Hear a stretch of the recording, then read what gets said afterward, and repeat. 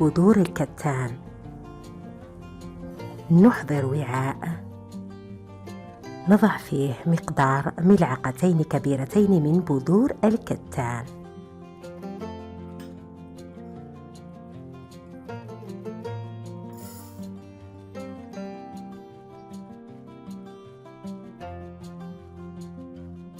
ونضيف ملعقتين من الأرز.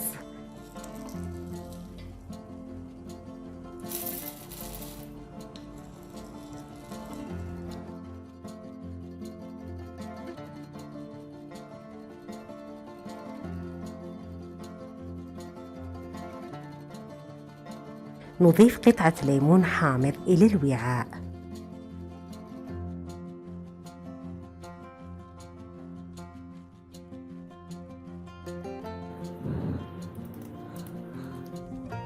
ربع حبة ليمون حامض. نضيف كوب من الماء.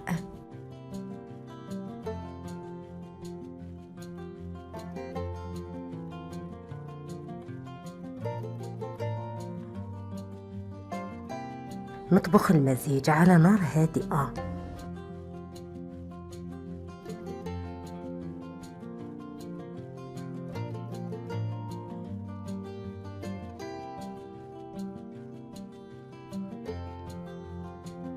نترك مغلى بذور الكتان والأرز يبرد، ونضع حبة بطاطس نيئة بقشورها.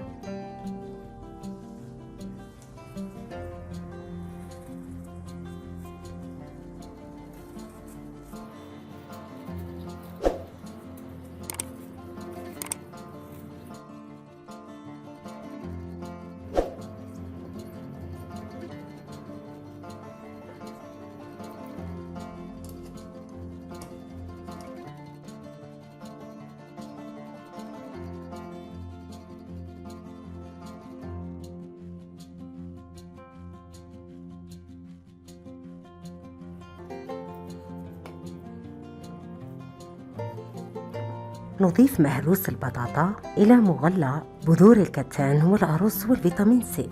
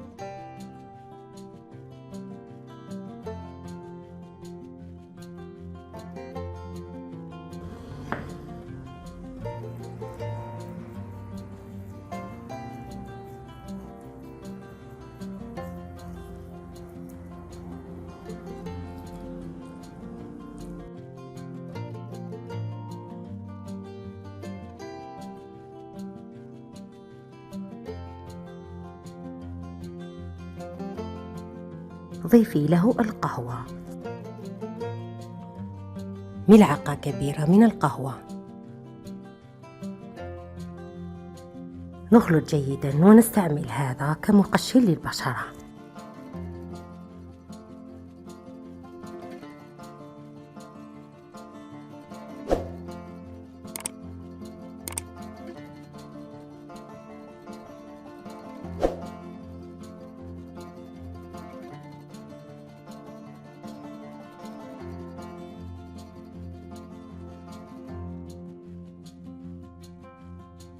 قشري به الجسم والوجه إذا أردت لدقائق، واغسلي البشرة بعد ذلك.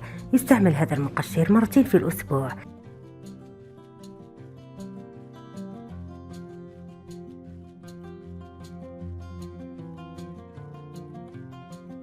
يمكنك الاحتفاظ بالمقشر لأسبوع في الثلاجة. اقفليه جيدا، هو ممتاز. سننتقل بعدها إلى طريقة تحضير كريم الأرز وبذور الكتان والبطاطس الذي يجعلك تبدين أصغر من عمرك الحقيقي ب20 سنة. داومي عليه، لن تصدقي النتيجة. سوف نحضر نوعين من الكريم. نبدأ بالكريم الأول.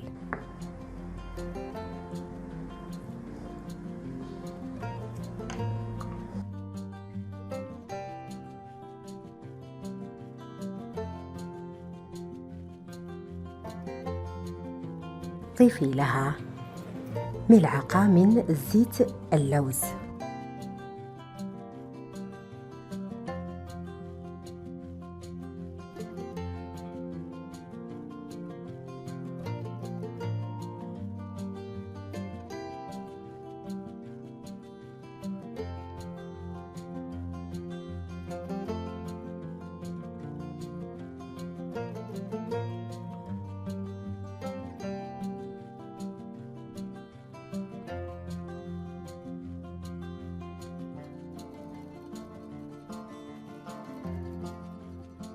خليط البطاطس وبذور الكتان والأرز نضعه في إناء قابل للطهي، وعاء.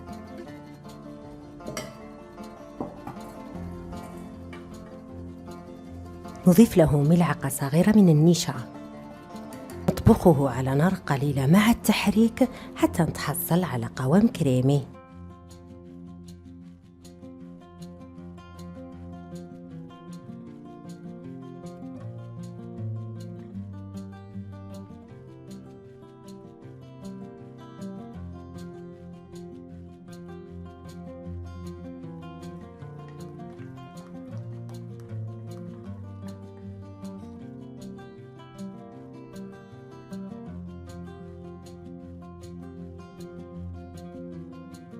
ضيفي له الزيت المناسب لنوع بشرتك، مثلا زيت الزيتون ملعقة.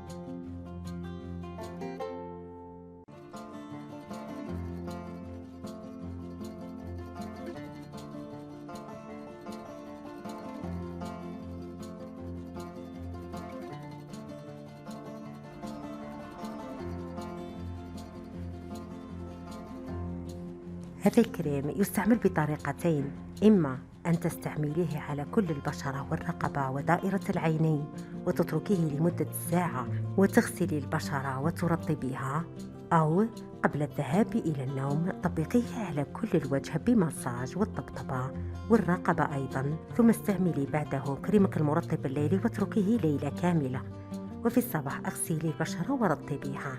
لك طريقتين في استعماله، يجعلك تبدين أصغر من عمرك الحقيقي ب20 سنة. هو سر بشرة اليابانيات الشابة.